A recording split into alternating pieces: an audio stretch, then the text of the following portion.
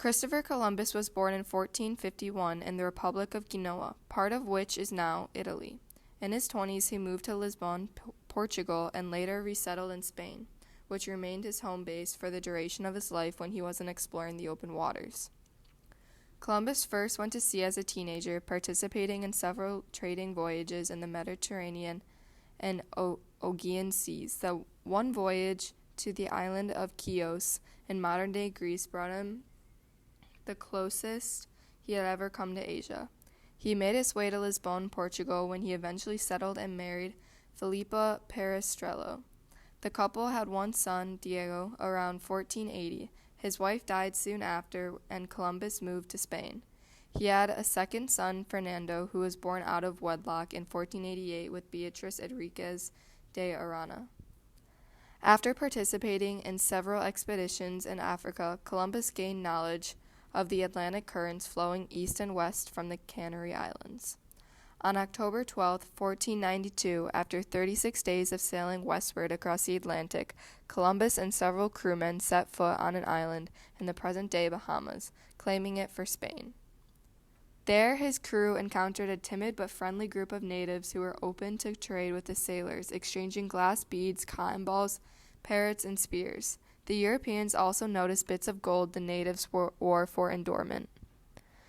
Columbus and his men continued their journey, visiting the islands of Cuba, which he thought was mainland China. Another stop was Hispaniola, which is present-day Haiti, and the Dominican Republic, which Columbus led himself to believe might be Japan.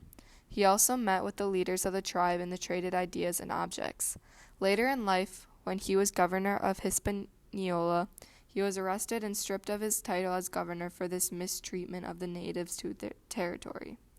Although not all the charges were proven to actually happen, he later confessed to the Spanish monarchs, to the majority of them. He was later released, but it's said that Columbus probably died of severe arthritis following an infection on May 20th, 1506, still believing he had discovered a shorter route to Asia. On October 12, 1492, after 36 days of sailing, Christopher Columbus became the first European since the Vikings to discover the New World. He set foot in the present-day Bahamas, claiming it to be Spain. In 1492, he discovered the use of Atlantic trade winds. These winds carried his 3 modest-sized sailing vessels all across the Atlantic, as its widest, all the way from the Canary Islands to the Bahamas, which was a distance of 5,400 miles that were done in 36 days. He crossed the Atlantic in 1492, and this is when he opened a period of extensive exchange and created a bridge between the Old and the New World. Even though the Atlantic slave trade was spread across the world and its ideals spread by Columbus, it helped expand Spain's economy.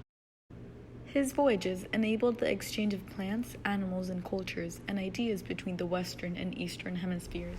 Modern historians believe that the first Europeans to the New World were Nordic and arrived several hundred years earlier than Columbus to the northern shores of North America.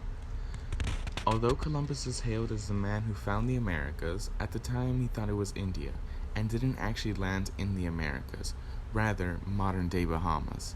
He never managed to unfurl a Spanish flag in North America. Part of the reason for wanting to conquer that land was because the pension was 10,000 euros, which translates roughly to 800,000 US dollars in 2019.